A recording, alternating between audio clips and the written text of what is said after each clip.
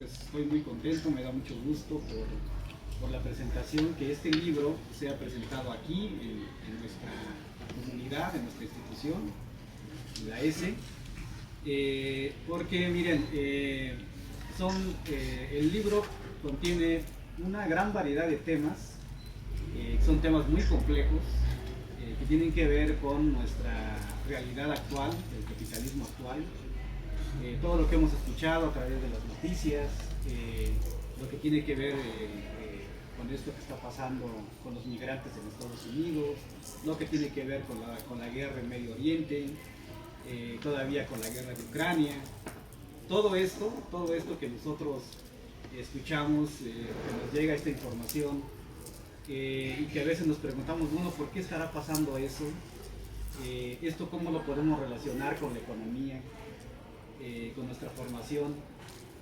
Pues es precisamente este libro, es digamos parte de esa pregunta, ¿no? O sea, cómo explicar el capitalismo a nivel mundial actual, es nuestra realidad.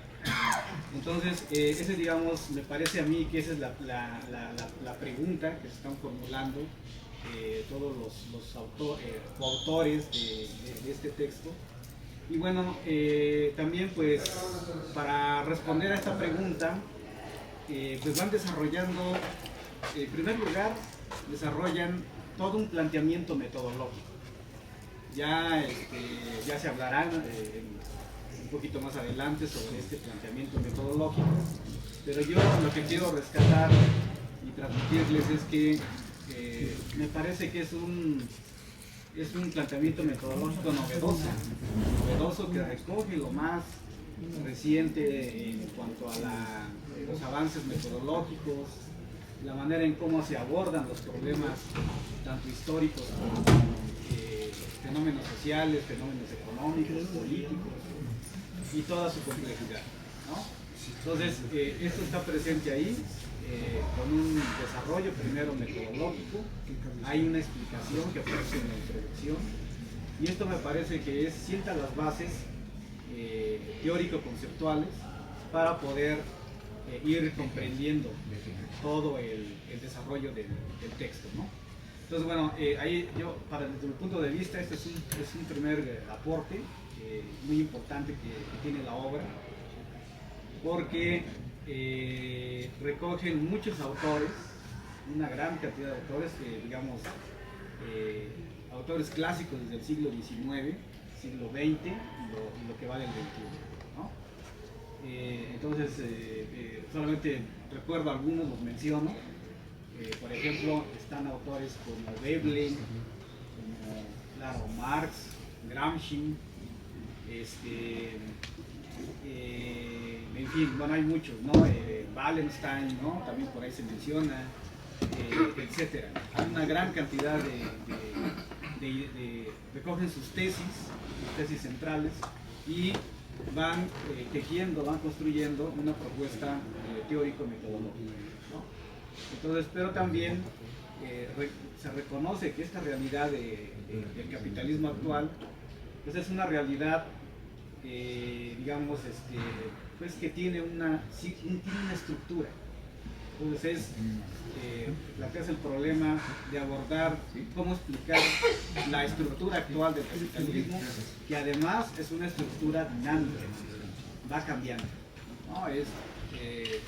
Como vemos, como nosotros nos hemos percatado en los tiempos, las últimas semanas, los últimos meses, vemos que pasan acontecimientos, pero cambios de manera muy vertiginosa, ¿no? Son cambios muy rápidos, pero además son cambios que están llevando a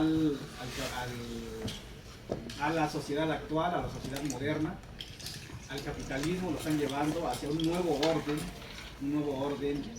económico, político y social diferente. Estamos transitando hacia ese nuevo orden diferente, ¿no? Entonces ahí es algo que pues tiene que ver con la economía. A nosotros a veces nos rebasan esos temas como economistas, porque necesitamos más elementos para comprenderlos. Y precisamente este libro se propone proporcionarnos esos elementos para que nosotros podamos ir comprendiendo todo lo que está pasando y lo que viene, ¿no? Porque, bueno, ustedes como nuevas generaciones, también nuevas generaciones de economistas, que se van a enfrentar a todos estos cambios y las consecuencias que tienen. Bueno, entonces esa es una primera observación que veo en el libro. Ahora, otra cosa también importante que quiero rescatar es la manera en cómo abordan estos fenómenos. Abordan estos cambios estructurales dinámicos de manera interdisciplinaria. Ese es otro aporte que le dio a mi libro, ¿no? Para lograr un trabajo interdisciplinario se requiere coordinar muchos trabajos, muchas ideas, mucha discusión, y el libro justamente recoge muchas discusiones de muchos años, de muchos profesores, investigadores, y todos los que están colaborando, que colaboraron ahí en un proceso muy largo, ¿no? Digamos que procesos de investigaciones largas se concentran ahí en este libro, se sintetizan en este libro. Entonces eso es algo, también me parece que es un logro muy importante, porque no es fácil coordinar equipos de investigación interdisciplinarias, no es sencillo discutir con diferentes especialistas que abordan diferentes áreas, y aquí en este texto, aquí sí logran hacer una convergencia de esas diferentes teorías, diferentes ideas, y aparece ahí en los análisis de cada capítulo, ¿no? Entonces, bueno, ese es otro elemento muy importante, y el reconocimiento, bueno, de que estamos en un mundo que está cambiando, y es un mundo, digamos, son fenómenos que tienen pues, un grado de complejidad para comprender. Digamos, todo lo que está pasando hoy en día en Medio Oriente, lo cual es algo clave para determinar o para comprender lo que viene en adelante en la formación de este nuevo orden que se está generando. Pues, un punto clave es entender lo que está pasando en Medio Oriente. Pero Medio Oriente es una zona muy compleja, muy compleja. Hay muchos elementos ahí que tienen que ver con elementos, desde elementos religiosos, políticos, culturales, étnicos, ¿no? Etcétera.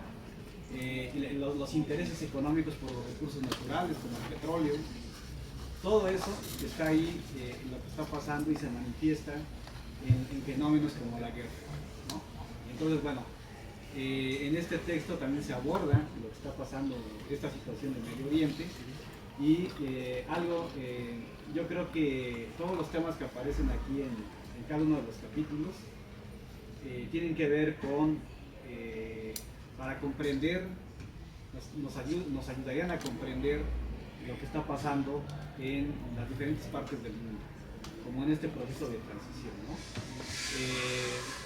Vean, bueno, al interior de Estados Unidos hay conflictos, a su vez de manera externa, de manera internacional, están ahí los acercamientos que está teniendo el gobierno de Trump con el gobierno de Rusia, con Putin, ¿no? Esas llamadas que se han hecho por teléfono.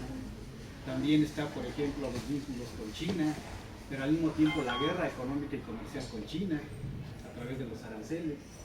Todos estos fenómenos que estamos viendo hoy en día, y que, bueno, ahí cabe preguntarse, bueno, a nosotros cómo nos va a afectar eso, y nosotros como economistas, ¿qué podemos hacer también en relación con eso? ¿Cómo lo podemos entender desde la economía?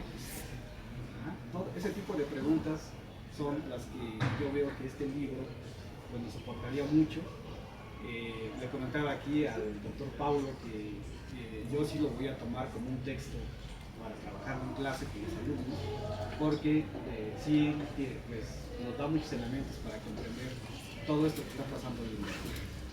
Bueno, yo hasta aquí dejo el comentario, señalé ya algunos aspectos ahí que me parecieron interesantes, pero mejor los coautores, ellos directamente que nos platiquen más a fondo, que profundicen un poquito más en estos temas.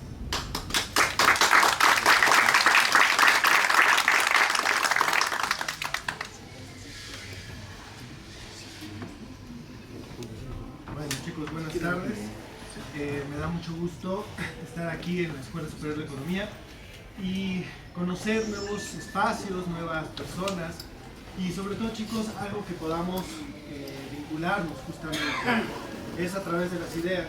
Y este libro está lleno de ideas. Este libro, chicos, está lleno de experiencias, que es lo que básicamente en estos 15 minutos voy a tratar de platicar con ustedes, como la experiencia de haber participado en este proyecto, en este libro. No solo nos cambió a nosotros como personas, sino como amigos también. Hoy puedo decir que los coautores somos muy buenos amigos. Tenemos vinculación también, no solo afectiva, sino también evidentemente política, cognitiva. Entonces, en fin, chicos, voy a hacer rapidísimo un entrecruzamiento de dos historias.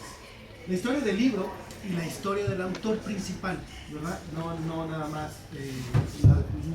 Las otras historias no es que no sean importantes, pero las vamos a omitir, ¿verdad? Vamos a hablar estrictamente nada más un poquito de la historia del autor principal, que es nuestro maestro. Todo el tiempo voy a referirme al maestro, como a Alejandro Abad como el maestro, porque al final de cuentas es nuestro maestro de todos los autores.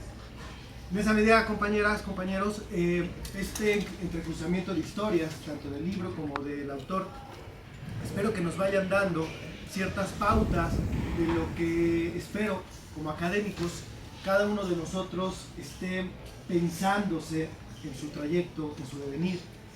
Y que de alguna manera, compañeras, compañeros, el escribir un texto se nos olvida, y eso es lo que el maestro siempre nos dijo, que escribir un texto no es para ganar dinero, o para que alguien me reconozca, o sobre todo hoy para que me citen en esta cienciometría y que hoy todo el mundo busca ser citado para tener estímulos o para tener algún premio o reconocimiento. El libro fue escrito para transformar el mundo. Fue escrito para poder dar herramientas del pensamiento para seguir luchando por un mejor mundo. Esa es la historia del maestro Alejandro Abad durante toda su vida. Y por eso empezaré con una anécdota. Cuando estábamos por publicar el libro y hicimos su semblanza curricular, nosotros, como estamos muy acostumbrados a la academia, pusimos doctor Alejandro Abad, investigador titular C de la UNAM. SNI 3, emérito, ¿no? El maestro, en cuanto vio eso, dijo: no soy yo eso. Soy, en ese momento dijo el maestro, un dirigente estudiantil, fui un dirigente estudiantil, abogado laborista y miembro de organizaciones de izquierda socialista. Salió de su natal Argentina durante la primera dictadura militar y su travesía, compañeras, compañeros, llevó a que el doctor estuviera en su última etapa, en la última etapa del gobierno de Salvador Allende en Chile. Fue un militante político. La militancia implica un compromiso con las ideas, pero sobre todo un compromiso con la acción. Eso espero que no se les olvide, chicas, chicos, una palabra fundamental en lo que hacemos nosotros en la academia, que es la praxis. Este trabajo es un trabajo praxeológico. Hay que entender que la práctica y la teoría son un mismo fenómeno de unidad y que el pensamiento y la acción no se separan y que desafortunadamente en el mundo academicista se separa el pensamiento de la acción. Por ende, voy a platicarles rapidísimo algunas ideas centrales del libro, estructurado en términos metodológicos, y platicar y seguir narrando un poquito la historia del maestro y del libro, hasta que viene un momento importante en la formación del maestro, un momento clave, que es la publicación de 2 libros que me gustaría mencionarlos para que ustedes en la red los puedan consultar, que seguramente ahí estarán. 2 libros, chicos, que son la base metodológica de este trabajo, que es el libro llamado El mundo y las naciones y el libro llamado Capitalismo mundial y capitalismos nacionales. Ambos libros son el trabajo teórico que el maestro desarrolló por estas épocas, estoy hablando más o menos de finales de los 80, principios de los 90, y ambos libros permitieron empezar a generar este trabajo estructural, metodológico, de poder entender el mundo desde una manera sistémica, histórica, estructural, abierta, que es lo que voy a tratar de terminar de hablar en estos últimos minutos. Posteriormente a la caída de la Unión Soviética, muchos marxistas como el maestro tuvieron que vivir una etapa difícil, es una etapa complicada, y sin embargo el maestro no traicionó los fundamentos del marxismo, todo lo contrario, y entonces el maestro empieza a trabajar muy arduamente sobre el tema de la globalización, que ahorita los compañeros yo creo que van a hablar un poquito más. El tema de la globalización va a ser central porque vamos a ver cómo el mundo se empieza a configurar a partir de las nuevas tecnologías, de la información, de la comunicación, y cómo el capitalismo va a transformarse a nivel espacial y con ello va a generar las problemáticas institucionales, políticas, sociales que ahorita espero podamos platicar un poquito más. En esa medida, el doctor empieza a entender o empieza a desarrollar, mejor dicho, un trabajo metodológico, un trabajo científico de poder decir, a partir de lo que había pasado con la Unión Soviética, qué herramientas cognitivas podemos tener para seguir luchando para la transformación social. Es decir, si el marxismo clásico ya no nos sirve, no hay que renunciar al marxismo, sino que hay que incorporarlo con las nuevas corrientes, metodologías y trabajo interdisciplinario que aquí está y que justamente el maestro señalaba. Es decir, incorporar nuevas metodologías, un trabajo interdisciplinario que nos permita como grupo poder seguir entendiendo las luchas históricas del porvenir. En esa medida, entonces, ya veo que me queda muy poquito tiempo, en esa medida entonces el maestro empezó a trabajar, por ejemplo, ya lo vamos a ver un poquito en el libro, la crisis de Estados Unidos, la crisis financiera de 2008, que va a ser un momento importante de ruptura en la globalización. Va a empezar a trabajar las problemáticas específicas de América Latina con los gobiernos progresistas, la primera oleada de este progresismo, pero además también la incorporación de más compañeros pues llevará también al estudio riguroso de Rusia, de China, y bueno, en fin, ya se imaginarán todo lo que el trabajo aquí está sintetizado. ¿Por qué es tan importante, chicos? Y eso es algo que yo vengo a tratar de convencerlos, si es que es posible convencerlos. ¿Por qué es tan importante en pensar el mundo y no pensar solamente en parcialidades o en fragmentos? Y eso es lo que ustedes van a encontrar justamente en el trabajo metodológico, que son los últimos 5 minutos que me quedan. La idea es que si fragmentamos el pensamiento no podremos entender el desarrollo o el desenvolvimiento histórico de las fuerzas reaccionarias y espero también de las fuerzas progresistas, no solamente hoy, sino lo importante son las luchas en el porvenir. El trabajo nos muestra, ya lo van a ver en las conclusiones prospectivas, que el doctor Alejandro Labat no estaba pensando solamente en el presente, estaba pensando en lo que posiblemente pueda pasar en décadas del porvenir humano. Este trabajo tiene una esencia, un fundamento, que es justamente buscar aquellas piezas, aquellas aristas, aquellas estructuras que como seres humanos podamos cambiar, podamos trastocar para poder luchar contra el sistema actual dominante, capitalista, neoliberal, pero bueno, también en sus correlatos coloniales, patriarcales, modernos. Y en esa medida, chicos, chicas, voy a rapidísimamente decir por qué un libro como este. Bueno, ¿por qué? Porque justamente buscamos explicar y comprender los rasgos esenciales del capitalismo.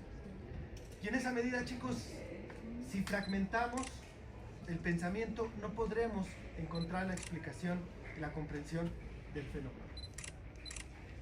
La modernidad, en su última etapa, la posmodernidad, creía que no es posible una explicación holística, sistémica, justamente de la realidad actual. Así que bueno, chicos, desde los años 90 hasta hoy todavía, el doctor Alejandro nunca se rindió a eso. Nunca aceptó que teníamos que obedecer al fragmentarismo, al presentismo, al individualismo y a esta visión bastante posmoderna que ha impregnado en la academia y ha impregnado los estudios sociales. Y bueno, yo que vengo de la formación como historiador, que impregnaba en la historia. En la historia, compañeros, desafortunadamente esta disciplina tan bonita, la historiografía, posmodernizó, por no decir más, y entonces nos obligaban a estudiar fenómenos locales, fenómenos fragmentarios. Y cuando alguien decía, oye, podemos estudiar un fenómeno más grande, más general, más global, inmediatamente los maestros posmodernos, por no decir más, nos limitaban y evidentemente, nos detenían. El maestro, durante estos 30 años, siguió luchando contra esto. Y bueno, ahora, compañeras, compañeros, la visión global hoy en esta disciplina llamada historia, otra vez está en boga. Otra vez empieza a tener sentido. ¿Por qué? Porque los fenómenos globales siempre van a estar en un devenir, en un trayecto, en lo que el maestro llamaría en una vía de desarrollo. Pues evidentemente una visión fragmentaria no podría jamás entender lo que va a suceder en el porvenir. Bueno, ya voy a cerrar, chicos. 4 elementos que quisiera platicarles a ustedes del método, en el cual lo pueden encontrar en el libro, que es a lo que el maestro llamaba un método histórico, sistémico, estructural, abierto. Voy a tratar de explicar 4 conceptos, que van a ser un poquitito complicados decirlos en 30 segundos, pero bueno, la idea primera, seguramente, chicos, algunos de ustedes están estudiando una economía sin historia. No voy a meter más porque no soy economista, pero seguramente conocerán metodologías que piensan que podemos entender los fenómenos económicos, sociales, sin tiempo, sin la comprensión de la historicidad de los problemas de la propia humanidad. El problema es que si entendemos una ciencia universal, una ciencia que crea leyes ahistóricas, chicos, se nos olvida lo más importante, que justamente es que todos los seres humanos estamos destinados al tiempo. Todos algún día vamos a morir, todos algún día vamos a pasar a otra etapa, todos estamos vinculados al tiempo.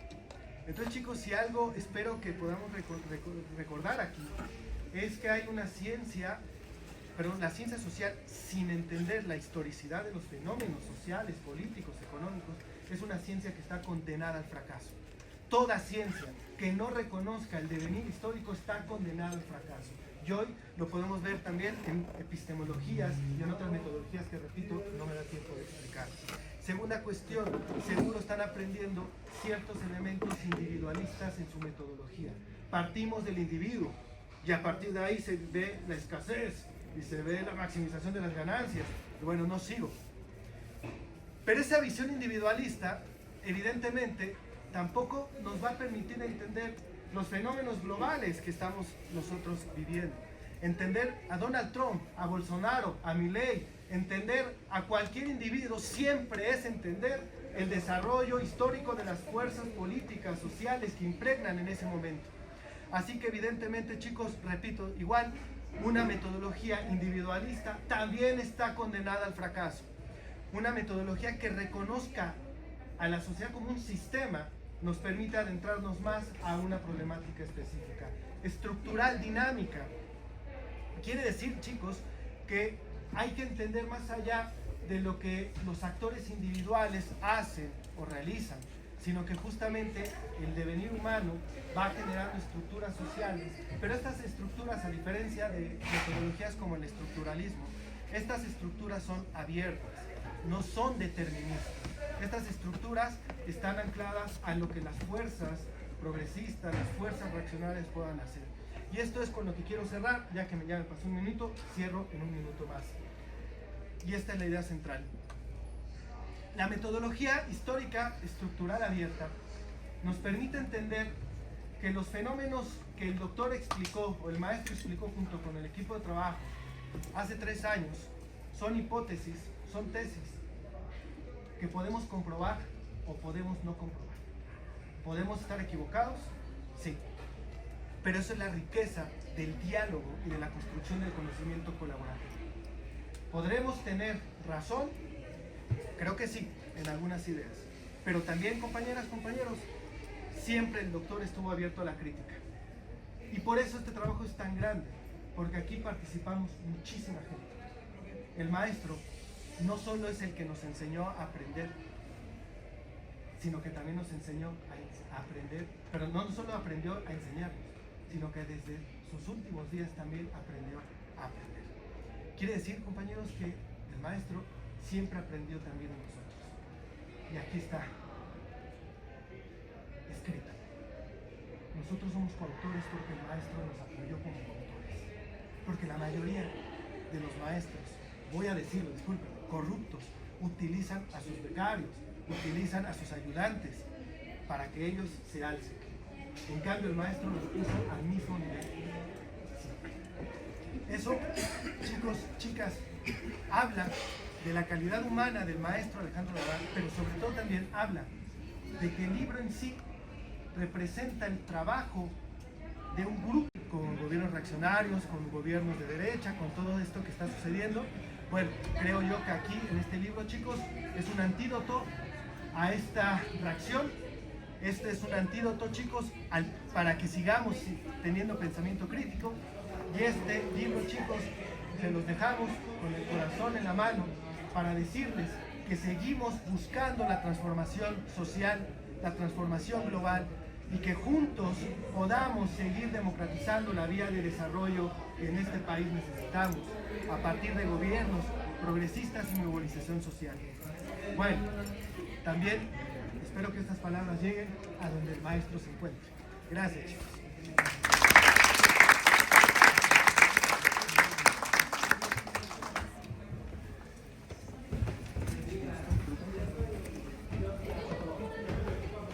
Bien, bueno, pues yo soy José Escárcega. Quisiera retomar algunos aspectos igualmente valiosos de la metodología de Alejandro Laval, en torno a lo que ustedes muy seguramente se están enfrentando día con día, que es a la lucha contra el relativismo cognitivo y la búsqueda de la objetividad y la verdad. Pues bien, en el libro ustedes encontrarán algunas herramientas muy importantes para luchar contra esto, ¿no? Esto es, pues bueno, desmentir las verdades parciales, interesadas, fuera de contexto, y a veces mentiras creíbles, ¿no? El libro está lleno de comprobación, recomprobación de datos, de argumentos, sobre todo a favor del neoliberalismo, pero que poco a poco fuimos desmontando, ¿no? Entonces también el libro está lleno de fuentes y de bibliografía muy amplia, consultable toda en internet, para que ustedes puedan ir desmontando esto, ¿no? Estas condiciones reinantes que en el neoliberalismo nos imponen como una modelística convencional y obviamente una metodología posmoderna individualista, entre lo que interesa es pues únicamente el bienestar individual sobre el bienestar colectivo, ¿no? Nos apoyamos también en análisis integral de hechos, de procesos y relaciones explicativas de cada realidad, así como de su consistencia con el conjunto de los fenómenos relacionados, descartando inconsistencias, que eso es algo que en ciencias sociales a veces nos cuesta mucho hacer, e informaciones, no es que no abrió la USB. Entonces, informaciones no comprobadas y contrastar los puntos de vista, ¿no? Ese es un aspecto muy importante que hemos ido desarrollando a través de todo el texto. Y bueno, pues yo quisiera abordar con ustedes un concepto bien importante que se desarrolla en el libro, ¿no? El concepto de economía mixta social productivista, ¿no? En contraposición a las economías neoliberales, desreguladas, con libre mercado y sobre todo con una flexibilización laboral alta, ¿no? Y en ese sentido, con este concepto voy a empezar a abordar el análisis que escribimos juntos sobre Rusia y Putin, ¿no? Pues bien, ustedes como saben, cuando cae el muro de Berlín en 1991, en Rusia se da un cambio muy importante. Este cambio es pues pasar de una etapa y de una economía totalmente estatizada a una economía libre, con todas las subrayados entre comillas que queramos ponerle, ¿no? Y que llevó a un capitalismo salvaje, oligárquico, mafioso, ¿no? Dijéramos, haciendo el símil, algo más o menos como lo que vivió la misma economía mexicana en los años 90. En ese sentido, Rusia y México tienen muchos paralelismos, ¿no? Viven una forma de implementación del neoliberalismo de una forma muy salvaje, ¿no? Aquí fue con un fraude electoral, allá fue con una desintegración paulatina ¿no? Con golpes de Estado y pataleos y varias cuestiones que vamos a ir desmontando, ¿no? ¿Qué hace el periodo neoliberal en Yeltsin? Pues provoca una caída del PIB de un 50%, se incrementa la inflación con las medidas neoliberales, paralización de la inversión productiva y la evasión de impuestos, algo más o menos como lo que está pasando actualmente en Argentina, ¿no? Es otro símil que podríamos ver, ¿no? Se disminuye el poder adquisitivo del salario en 2/3 partes, se disminuye la población. Esta disminución de la población incluso llega a la disminución de tallas y de medidas corporales, es decir, los rusos son ahora más bajitos, con menos densidad corporal que los rusos que vivieron en la época soviética, ¿no? Se crece la informalidad, las extorsiones, el secuestro, los asesinatos, el cobro de piso, los raptos, los engaños a las mujeres jóvenes para incorporarlas a las redes internacionales de prostitución, ¿no? Algo más o menos como lo que veníamos viviendo en México, ¿no? Por eso digo que es un símil muy importante que tengamos que rediscutir.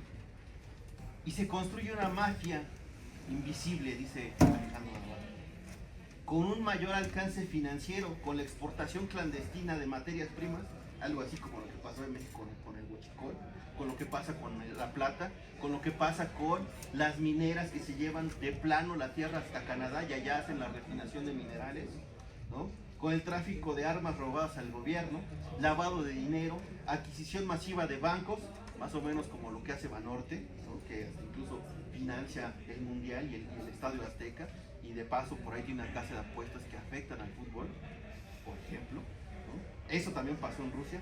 Se crean redes clientelares enlazadas con políticos, entidades caritativas, lo del Teletón por aquí en México, escuelas, hospitales y clubes deportivos, ¿no?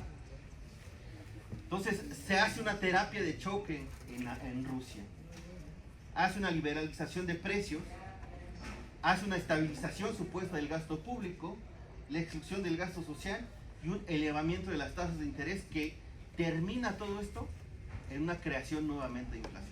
El neoliberalismo no funciona en lo que era la ex Unión Soviética, hoy Federación Rusa, y entonces se da una respuesta, ¿no? Porque además el avance neoliberal en Rusia es tan profundo que llega a la privatización de activos estratégicos con un programa, fíjense nada más ustedes, impulsado desde Harvard, llamado, ¿no?, el programa Voucher Program, que no era otra cosa más que regalar activos del pueblo ruso a oligarcas.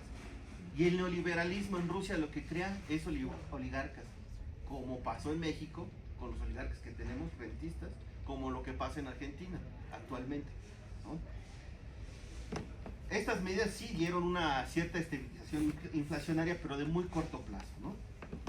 Lo que pasa en Rusia es que se genera una inversión especulativa de corto plazo, solo baja la inflación momentáneamente, pero eso cae en una crisis en Rusia con una moratoria de pagos.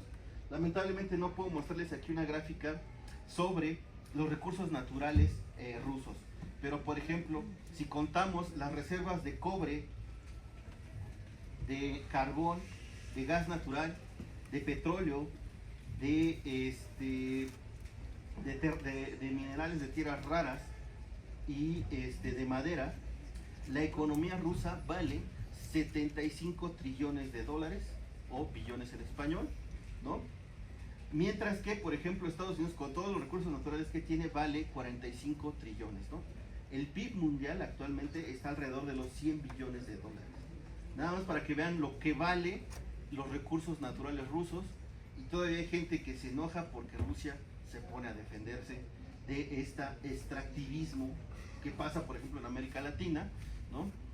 Como vemos lo que pasa en Ecuador, lo que pasa en el mismo México, lo que pasa en Colombia, Venezuela, que es el ataque, ¿no?, de siempre, tratar de extraer sus recursos naturales. Pues bien, Rusia, en ese sentido, pues defiende sus recursos naturales, ¿no? La nueva Rusia de Putin, ¿qué es lo que hace? La nueva Rusia de Putin lo que hace es tratar de meter orden y disciplina básico, sin la estabilización primero de las instituciones y sin fortalecer las cadenas verticales de poder. O sea, se apoya bastante en el ejército, en los restos del Partido Comunista y de un nuevo partido que se llama Rusia Unida, para poder centralizar el poder institucional, no de una forma personal, sino apoyado en estos aspectos que estoy diciendo, y sobre todo en un nuevo grupo de empresarios, el grupo San Petersburgo, del que Rusia va a empezar a defender sus intereses nacionales, pero sobre todo en áreas estratégicas, ¿no? Derrota a los oligarcas, recupera el espacio checheno, que era más o menos un espacio en el que lo que se había armado ahí, así como lo están haciendo a México con el narcotráfico, el espacio checheno es un espacio en el que se pretendía imponer un Estado islámico terrorista para empezar a dividir a Rusia. Algo más o menos lo que pasa en México. Incluso si ustedes ven el comportamiento de los terroristas del Estado Islámico y el comportamiento del narcotráfico en México, tienen las mismas prácticas, ¿no? Las mismas, o sea, roban, decapitan, cobran piso, violan, secuestran niñas, tienen pues prostíbulos, etcétera, etcétera, ¿no? Y bueno, y además de eso, constituye un sistema político estable, impulsa políticas públicas gubernamentales de unidad nacional y cultural, ¿no? ¿Qué es lo que hace también Putin? Hacer una campaña judicial contra la oligarquía. Bueno, pues aquí el nuevo gobierno está intentando hacer una campaña contra el poder judicial corrupto, y ya en todo el lado internacional está tachado esto de dictadura, autoritarismo. Pues miren ustedes, ¿sí? La oligarquía rusa, por ejemplo, se adueñó de una serie de, como les decía, recursos naturales muy importantes. Y esta campaña judicial que emprende Putin le permite volver a tener recursos para el Estado. La importancia de un poder judicial que actúe no a favor de Putin, sino a favor del Estado, y eso es lo que yo también quisiera recalcarles, es que en Putin hay una visión de Estado, no es una visión personal. En Occidente siempre lo estamos leyendo como si Xi Jinping y Putin tuvieran una necesidad personal de poder, pero es una necesidad estatal de poder, que es diferente, ¿sí? Por ejemplo, ¿qué pasaría si nuestro poder judicial actuara contra Salinas Pliego? Pues hoy revisé que para el 2025 nuestro Instituto Politécnico Nacional recibió 5.400 millones de pesos. ¿Qué pasaría? 5.400 millones de pesos, perdón. ¿Qué pasaría si el Poder Judicial le pudiera cobrar a Salinas Pliego los 64.000 millones que debe de pago de impuestos? Pues bien, eso nos daría 11 veces el presupuesto que recibe total el Politécnico Nacional. De ese calado es, pues, la campaña judicial que emprende Putin, ¿no? Obviamente, Putin también se enfrentó a un golpe de Estado, y obviamente también se enfrentó a presiones externas por parte de los oligarcas y por parte de Estados Unidos, que querían derrocarlo lo más posible. Bajaron el precio del petróleo, pero justo cuando vuelve a subir, poco antes de la crisis del 2008, Putin aprovecha estos precios altos del petróleo y lo que hace es apoyar una industria manufacturera nacional de bienes duraderos y no duraderos, una industria textil, una soberanía alimentaria, repatria científicos, crea un fondo de desarrollo tecnológico y un programa fundamental de sustitución de importación. Un chiste local diríamos, ¿no? Putin es chivista. Sorry, ¿no? Está confiando en la cuestión nacional. Bueno, hay profesores, que no quisiera decir su nombre, que dicen que si no nos abrimos al mercado internacional, nomás no la abrimos, no la hacemos. Pues bueno, pues Putin, ¿no?, dice que hay que hacer un programa nacional, e incluso se lanzan a hacer su propio software y están tratando de hacer y de desconectarse de la propia web. Pues ¿cómo lo hace? Pues tienes que descolonizarte. Aquí los maestros de SNI 3, ¿sí?, no quieren dejar de usar Windows, que es que porque tiene más herramientas. Imagínense a un ruso diciéndole, No, pues es que tengo que comprar la licencia del Office porque si no, no puedo escribir un texto. Pues lo primero que hace Rusia es hacer nuestro propio software, hacer nuestra propia informática, hacer nuestro propio internet, hacer nuestros propios chips, bueno, hicieron su propia computadora. Eso es lo que te lleva, pues, a un posicionamiento, ¿no? Les traía yo unas imágenes, ¿no?, sobre cómo hace esto posible Putin, pero ya para finalizar, quisiera decirles que este concepto de economía mixta, social, productivista, no es pues la renuncia del capitalismo, ¿no? Pero sí es la renuncia del neoliberalismo. Lo que estoy diciendo pues es que en Rusia no es que se haya ido al comunismo o al socialismo, sino que continuó operando el capitalismo, pero reguiada con la dirección del Estado. Entonces, si una potencia lo hizo en unas condiciones peores que las de México, me parece que ahí debemos nosotros de empezar a ahondar y autocriticar nuestro coloniaje.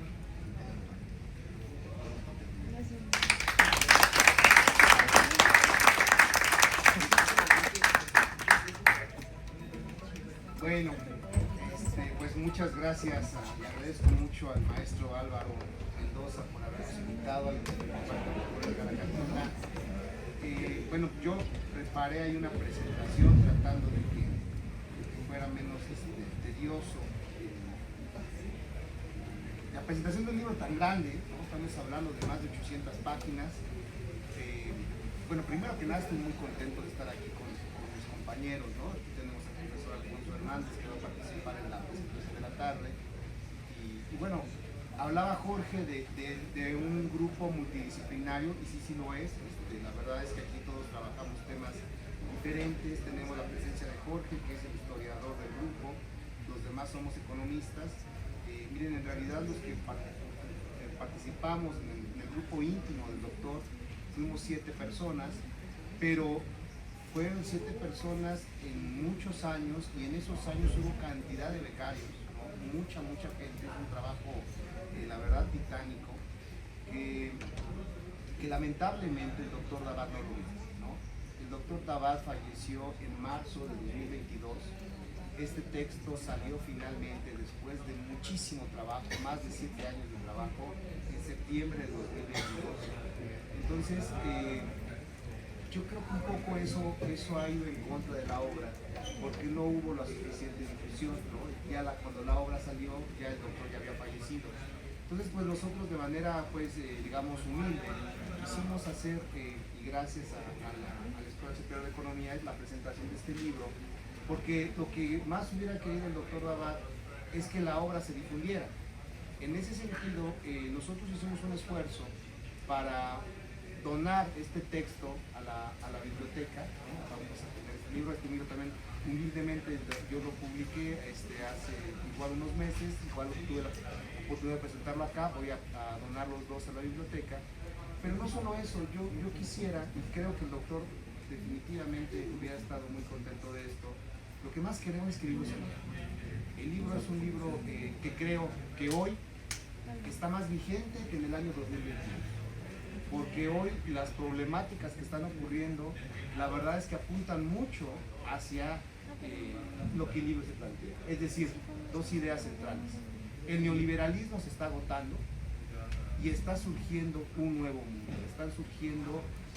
Está creciendo económica y social y políticamente varios países no neoliberales. Y nos estamos refiriendo a Rusia, que el profesor Escárcega ya habló, pero también a China, pero también a Irán, pero también a la India, que hoy ya es la tercera economía del mundo.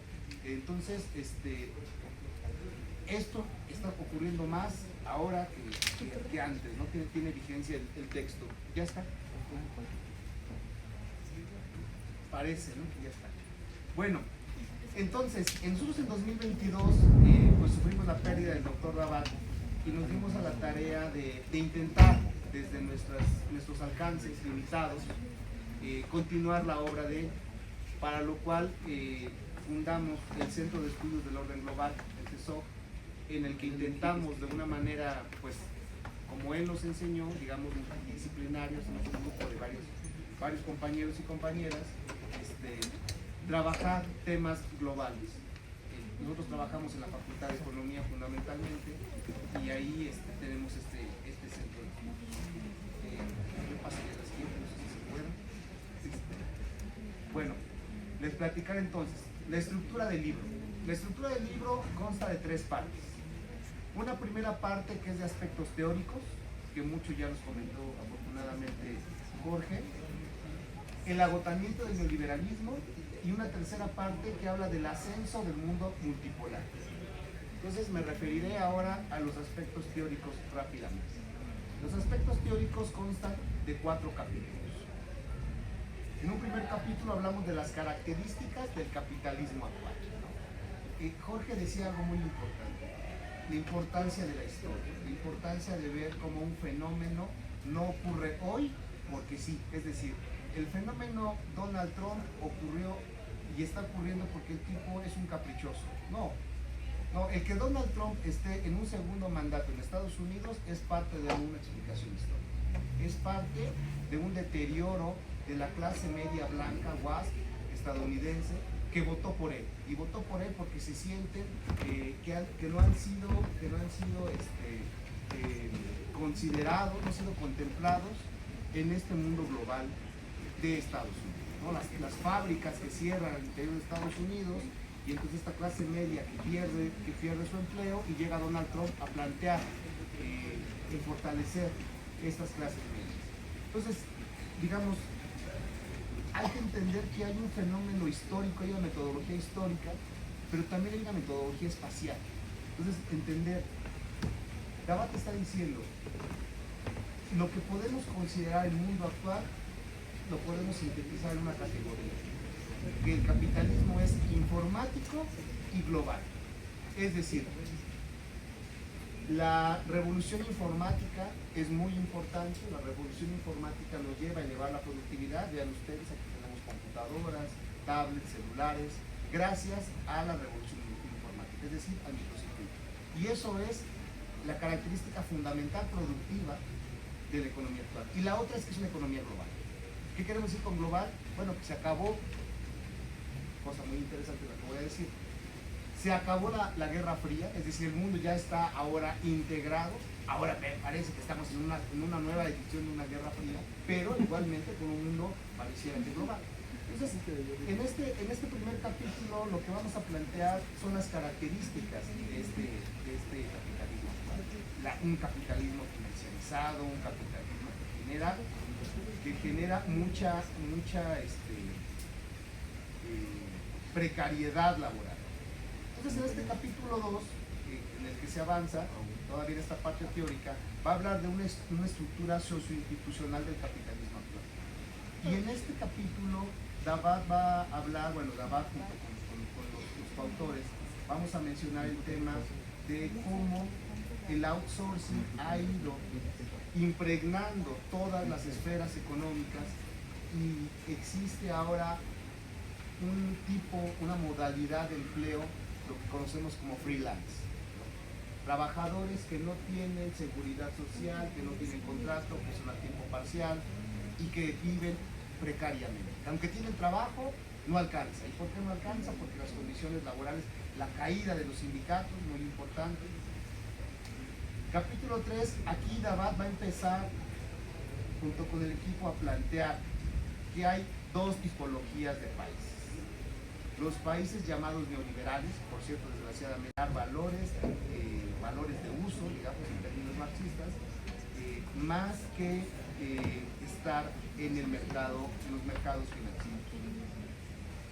Cierra esta primera parte del libro con un capítulo 4 donde va a hablar de la devastación del mundo y la resistencia de los pueblos, las consecuencias devastadoras de la globalización neoliberal, todo lo que ha dejado de malo la globalización. Y aquí vamos a plantear varias categorías teóricas, ¿no?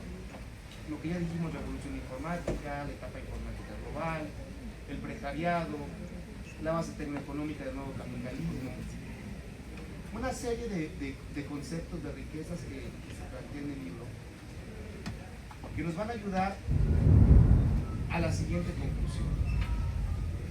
Se va a plantear en el libro que estamos viviendo una revolución de tipo copernicano, es decir, el orden que está ocurriendo es un orden totalmente distinto al que existe. Nos referimos a ver, va a discutir mucho con el planteamiento de economía mundo de Wallerstein, y va a decir, esta idea de que hay países del centro y de la periferia, hoy está cambiando radicalmente.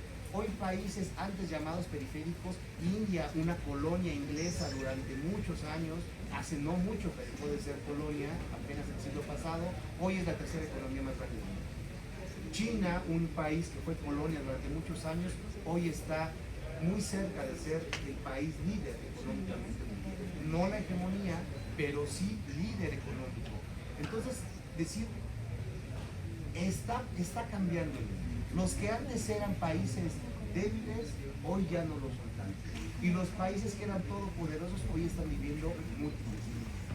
Y entonces eso nos lleva a la segunda parte del libro, que va a empezar con el capítulo 5. Y me refiero a la declinación histórica de Estados Unidos, de su hegemonía mundial y el agotamiento del neoliberalismo. Entonces, se va a meter en una sola bolsa, sí a Estados Unidos, pero también al Reino Unido, pero también a Francia, pero también a Alemania, pero también a Europa, países en general más tendientes al libre mercado, países más financiarizados. Con financiarizados me quiero referir a la gran importancia que tiene el sector financiero, las ganancias en el corto plazo por encima de lo social que va a tener estos países. Entonces, en el capítulo 5 vamos a hablar de la declinación histórica de Estados Unidos y de cómo hay un proceso de desgaste de la economía mundial. Para continuar en el capítulo 6, para hablar específicamente de la crisis económica de Estados Unidos y de cómo el fenómeno Donald Trump, ojo, el fenómeno Donald Trump que nos estamos refiriendo aquí es al primer Donald Trump, ¿no? Es al Donald Trump que gobierna antes de Biden y que ya lo considerábamos como un fenómeno importante, es decir, como un fenómeno que estaba reflejando un cambio muy interesante al interior de Estados Unidos. Digamos, este Estados Unidos que ya no es todopoderoso, desgraciadamente no tenemos aquí las condiciones técnicas, pero hay bases de datos donde hablan de cómo Estados Unidos tiene alrededor de 37 millones de personas viviendo en la pobreza hoy. 37 millones. O sea, así de grave es la situación económica de Estados Unidos. Bueno, ¿qué pasó qué fue la crisis de 2009? La crisis de 2009 fue un parteaguas en el neoliberalismo. No solamente en Estados Unidos, sino en el neoliberalismo, porque generó una crisis financiera de alcances mundiales, una virulencia, un contagio que llegó hasta la Unión Europea, y eso se va a tratar el capítulo 7, de qué pasó con la crisis financiera en Europa y cómo Europa va a vivir una crisis todavía más profunda que la que vivió Estados Unidos, incluso un riesgo de ruptura de la zona euro. Continuamos luego con la situación económica en la región de Asia-Pacífico y de Asia Meridional, donde en este capítulo se va a hablar de cómo los llamados tigres asiáticos tienen una relación mixta, es decir, sí son países bastante financiarizados, pero al estar geográficamente tan cerca de China, tienen una relación productivista muy importante. Capítulo 9 vamos a hablar de cuáles fueron las respuestas a las crisis del neoliberalismo en su conjunto. Este capítulo quizás es uno de los más vigentes, porque aquí planteamos que hay una guerra importante, una suerte de segunda guerra fría, una guerra económica importante, pero una guerra que también estábamos previendo que iba a ocurrir en el tema institucional, en el tema comercial, en el tema cibernético, en el tema legal, esta idea de por ejemplo, lo que pasó con el encarcelamiento de Lula da Silva, ¿no? De fincarle responsabilidades, quién sabe de dónde. Entonces es parte de la lucha institucional que hay ahora ante el agotamiento del neoliberalismo y la incapacidad de que nazca una nueva institucionalidad que la reemplace.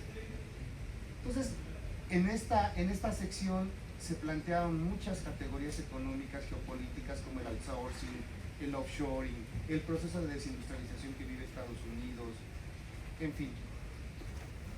El libro es muy rico en gráficas, desgraciadamente, aquí traigo varias, desgraciadamente no se los podemos presentar, pero hay una cantidad de gráficas muy importantes, digamos, eso es una de las riquezas del texto. Vamos, se trató de comprobar, o se comprueban las hipótesis que se plantean a lo largo del libro con cantidad de gráficas. Y finalmente llegamos hacia la parte final del texto, que es la sección donde hablamos de hacia dónde va el mundo multipolar, ¿no? Digamos, cuál es el ascenso, en qué se refiere el ascenso de estos países emergentes.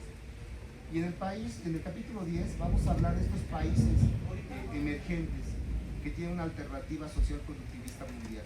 Ya no mencionaré la parte de Rusia, porque me parece que el profesor Escárcega ya la mencionó muy bien. Pero en esta sección va a haber un estudio exhaustivo de China, ¿no? Y vamos a decir cómo China, desde el modelo de las 4 modernizaciones de Deng Xiaoping en la década de los 70, China se ha venido preparando para ser una potencia mundial. Y con la entrada a la OMC en 2001, vamos a encontrar a una China muy importante, una China que está creciendo mucho y que va a tener un papel internacional muy, muy importante. ¿Y cómo son esas relaciones entre China y Estados Unidos? Fíjense qué interesante. En realidad, lo que planteamos en este capítulo 13 es que, a nuestro parecer, estamos muy lejos de una tercera guerra mundial. ¿Por qué? Porque las relaciones económicas entre China y Estados Unidos son muy, pero muy cercanas. Es decir, fábricas estadounidenses trabajan en China. El principal socio comercial estadounidense es China. Uno de los principales socios comerciales de China es Estados Unidos. La inversión extranjera directa estadounidense llega a China. China está invirtiendo también en Estados Unidos. ¿Saben ustedes quiénes son los 2 primeros países poseedores de bonos del Tesoro de Estados Unidos? Japón y China.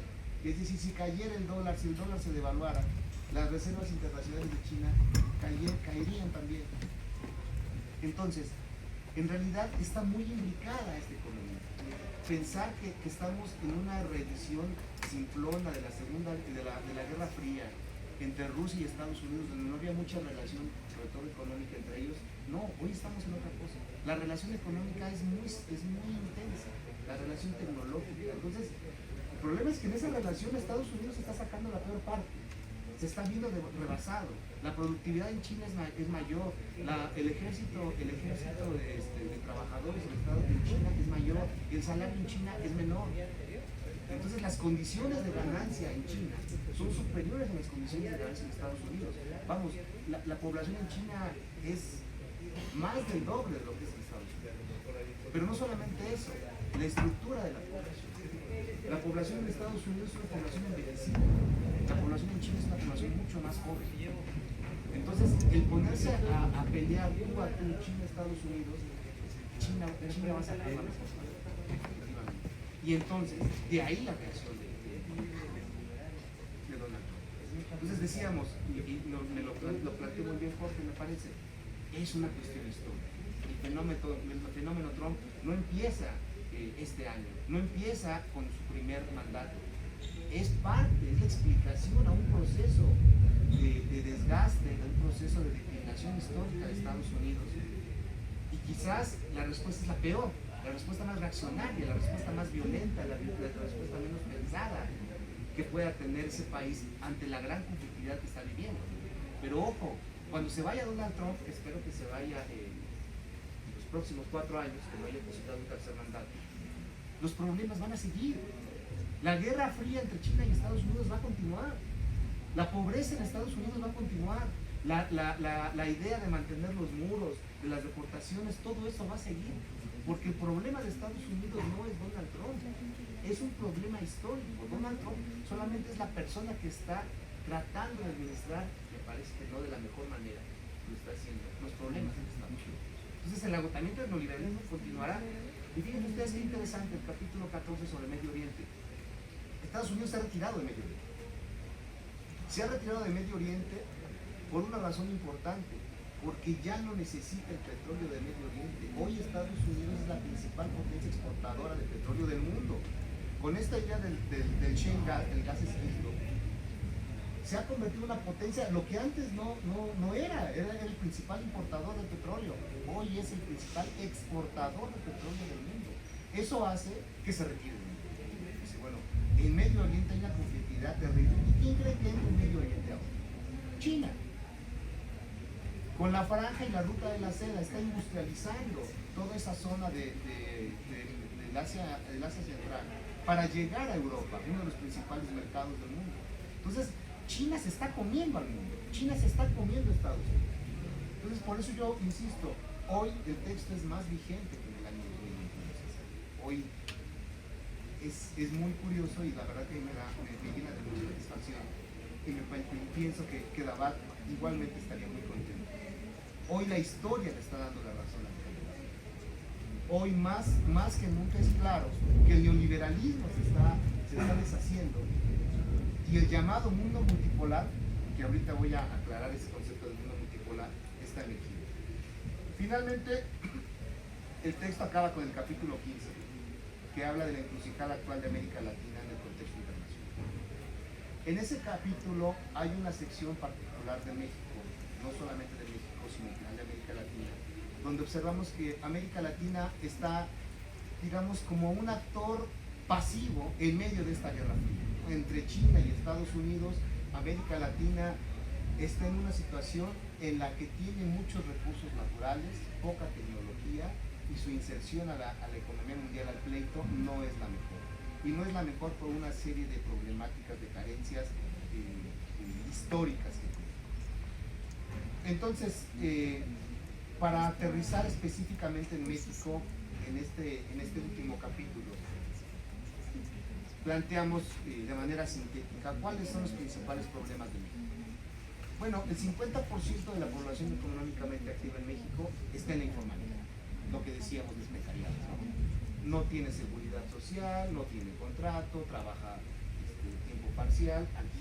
Aquí encontramos esto del comercio informal sobre todo, ¿no? Tiene escasos motores endógenos, es un concepto que utiliza mucho Alejandro Davat, es decir, endógenamente la economía, cómo funciona. México tiene muy escasos motores endógenos, por eso el gran problema cuando Trump dice que va a poner aranceles. Afortunadamente no los ha puesto del todo a México. El 99% de las empresas de México son pequeñas y medianas empresas, es decir, no hay grandes empresas en México, son muy pocas. Las empresas transnacionales, es decir, las que existen en México, solo generan el 5% del empleo total y no generan cadenas de valor interno. Es decir, en general estas empresas transnacionales son rentistas, no son empresas que no. El 80% del PIB depende del comercio exterior. Por eso, ojo, cuando Trump nos amenaza con aranceles y hay quien le ha dicho, ¿qué presidenta tan tibia tenemos? A ver, ¿qué podemos hacer? Si de cada peso que producimos, 80 centavos tiene que ver con comercio exterior, tampoco tenemos mucho margen de maniobra. De ese 80% de nuestro comercio exterior, el 80% de las exportaciones van a Estados Unidos y el 60% de nuestras importaciones vienen de Estados Unidos. Es decir, más del 50% del PIB se relaciona con Estados Unidos. Así de comprometidos están. No hay créditos en este país para innovar, para producir. La mayor parte del crédito de las empresas proviene de sus propios proveedores. No hay un canal crediticio bancario. La economía tiene muy baja recaudación. Y bueno, con estos problemas que hemos estado observando, por ejemplo, de grandes empresarios como Salinas Pliego, que tienen todo un ejército de contadores para no pagar ni siquiera los impuestos que debiera de pagar, pues la situación es muy difícil. Y hoy, con el problema que tiene la presidenta hacia afuera, pensar que va a tener una reforma fiscal integral que le cobre los impuestos que le debe de cobrar a los grandes empresarios, se ve realmente complicado. Que este sexenio, la presidenta saliente, broncas afuera y broncas adentro. Es una situación muy complicada. Y entonces, lo que ha habido es una dispersión en las luchas sociales, en las luchas obreras y campesinas, ¿no? Hay colectivos pensando o peleando específicamente con una cuestión de la jubilación en los trabajadores de la educación, otro colectivo hablando de problemas campesinos, otro colectivo hablando de derechos de LGTB. Vamos, lo que hay son luchas dispersas, no hay luchas que conjunten. Y y decimos ahí, es una herencia del que vivimos un proletariado sin cabeza, ¿no? De muchas conflictividades, pero no hay una lucha que nos integre a todos. ¿Qué concluiría yo del libro? Bueno, efectivamente hay una tendencia hacia el agotamiento del neoliberalismo, lo que lleva a una revolución tipo copernicana, en la que ya los países llamados del centro ya no lo son. Hay un cambio en el centro de gravedad de la economía mundial, ya no es la región de América del Norte o de Europa Occidental la que más participa en el PIB mundial, sino es la de Asia, la del sudeste de Asia. Y una cosa que de verdad a mí me da mucha tristeza haber perdido al doctor Rabat, mi maestro de muchos años. Yo tuve la suerte de colaborar con él desde el año 97. Entonces, si el doctor Rabat viviera, yo le preguntaría dos cosas. Le diría, Alejandro, estamos en una nueva etapa del capitalismo, ya superamos la etapa informática global. Ante la irrupción de China y esta idea de una nueva guerra fría, de un orden multipolar, ya no estamos en la etapa informática global. O segunda pregunta, estamos aún en el agotamiento de esta etapa informática global y todavía no sabemos lo que viene. Bueno, yo casi podría decirles que no hay meses en las que yo me planteo estas preguntas y digo, ¿cómo me gustaría que estuviera Alejandro? ¿Cómo lo ves, Alejandro? ¿Qué estás viendo?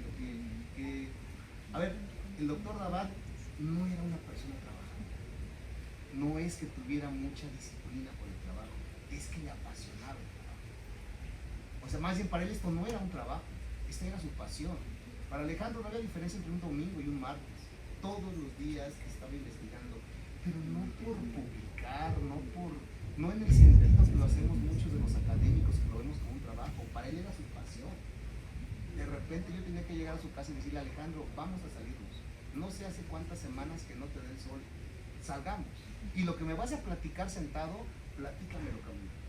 Porque de verdad necesitas ya airarte, ¿no? Era su gran pasión. Entonces, yo creo que la velocidad con la que está cambiando el mundo hoy sería un parque de diversiones para Alejandro Rabat. Estaría pero encantado observando estos cambios que están pasando, Trump haciendo locuras con los aranceles, estaría fascinado, ¿no?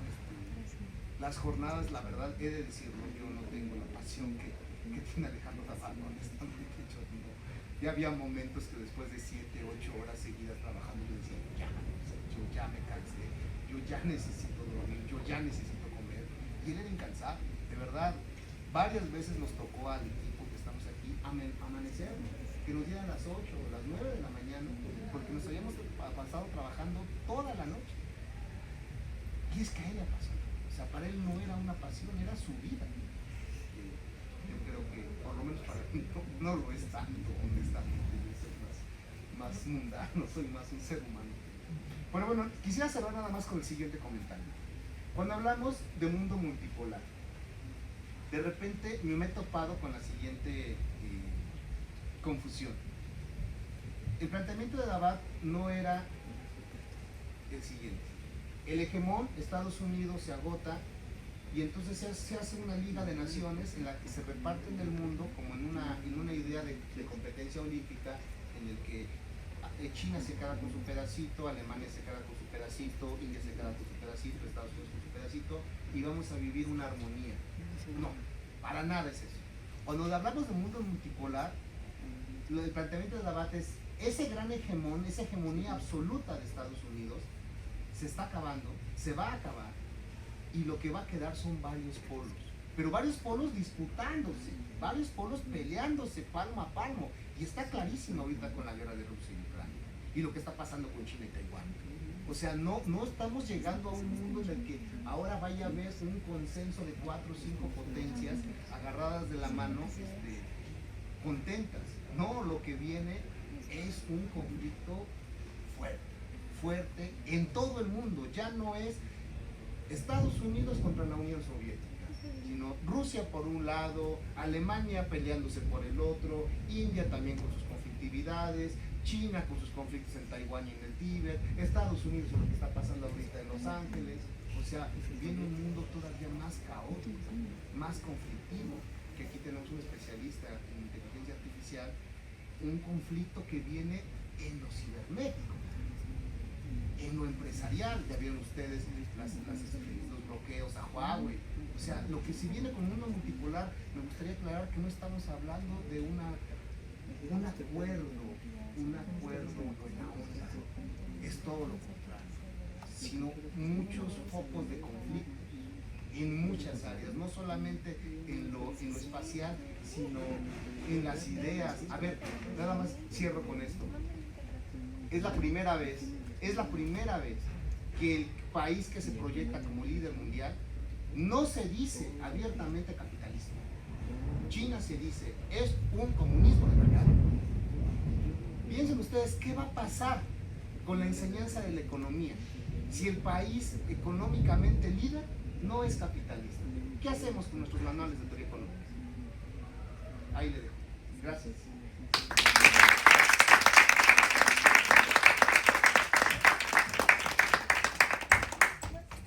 Bueno, con la última intervención vamos a cerrar este evento, no sin antes plantear dos cosas. Una, queda abierta la invitación para que podamos seguir trabajando y analizando este libro. Yo ya comenté con el subdirector académico, con algunos otros maestros, y tenemos la idea de que en un momento dado pudiéramos armar o un seminario o un diplomado en donde pudiéramos a desarrollar una agenda de trabajo en torno a la intención que tiene este libro. Y obviamente sería para abierto, es decir, para los estudiantes, para los profesores que quieran trabajar. Es cosa de organizarnos y a ver si es posible avanzar en esa perspectiva. Esta es una. La otra, sí hay el interés pues, de seguir manteniendo estrecha relación, porque al final eso es el legado más importante del maestro Ricardo Abad, es decir, la pasión, el gusto por la investigación. El maestro es formador de economistas, fue formador. Yo soy parte de esa formación. A mí yo lo conocí muy poquito tiempo, después tuve la oportunidad de sus materiales, sus documentos, y bueno, hay cosas que hay que superarlas, pero la lógica, el camino es ese, es la investigación, es el trabajo de estudio y de estudio, corroborarlo con la realidad. Si algo ya no explica, hagámoslo a un lado y busquemos nuevas respuestas a los problemas actuales. Y creo que este libro sí se presta para que pudiéramos desarrollar seriamente, ¿verdad?, avances en esa perspectiva. Conocer el mundo que va hoy se está viendo, que estoy de acuerdo totalmente, es un nuevo cambio, ¿verdad? Hay un cambio que todo va a cambiar. Las formas de dar clases, la forma de conseguir empleo, es decir, está cambiando el mundo en forma muy rápida y en forma muy rápida. Entonces, más nos vale a los economistas ponernos a trabajar, a investigar y a compartir con maestros de otras universidades, estudiantes con estudiantes de otras universidades, dialoguen. Eso es lo que hoy es importante para poder estar a tono con los cambios que están presentes. Ese sería mi comentario así muy general y pues está abierta la invitación. Quiero aprovechar, tengo la palabra, pues agradecerle al maestro Paulo Humberto Leal Villegas un reconocimiento por su colaboración con esta institución. Al maestro José Sánchez Escárcega, por favor. Al maestro Gómez Fabián Hernández Cervantes. Y bueno, también nuestro maestro de la escuela que hoy colabora con nosotros, el maestro Edgar. Muchas gracias. Una cosa más, jóvenes, estoy pasando una lista. Me gustaría que nos regalaran su correo electrónico. Yo sigo insistiendo con lo importante de este texto. Bueno, este texto es muy caro. Ya no les dije, es una coautoría entre la UNAM y la editorial ACAL. ACAL es una editorial transnacional, es decir, hay una versión del libro en España, en Chile, en Argentina, en Uruguay. Es un libro muy caro, cuesta 820 pesos. Yo lo que les quiero pedir es que me den su correo electrónico y con mucho gusto les envíe el libro en versión PDF. A mí lo que me interesa es que el libro se lea, no que lo compren. Ahí hay unos libros que por pelo trámite los trajimos, pero yo lo que quiero es que el libro se lea. Entonces yo les quiero pedir unos minutos de su tiempo para que me regalen lo más claro posible su correo electrónico y nosotros se los podamos mandar. De hecho ya algunos profesores se los mandamos, yo no sé incluso si aquí hay profesores a los que ellos me puedan ayudar a difundir. Es decir, yo no tengo la menor empacho en que ustedes lo difundan, que me ayuden a difundirlo con todos sus compañeros, con todos sus contactos, porque lo que queremos es que el libro se difunda. Entonces, con mucho gusto se los regalo en PDF, pero además ojalá que me puedan ayudar a seguirlo mandando, porque imagínense un esfuerzo de tantos años y no quedan estos libros. Entonces, con eso quería hacer. Gracias. Pues muchas gracias a todos los que nos acompañaron, resistieron hasta el final y pues nos vemos a la otra. Gracias. Gracias.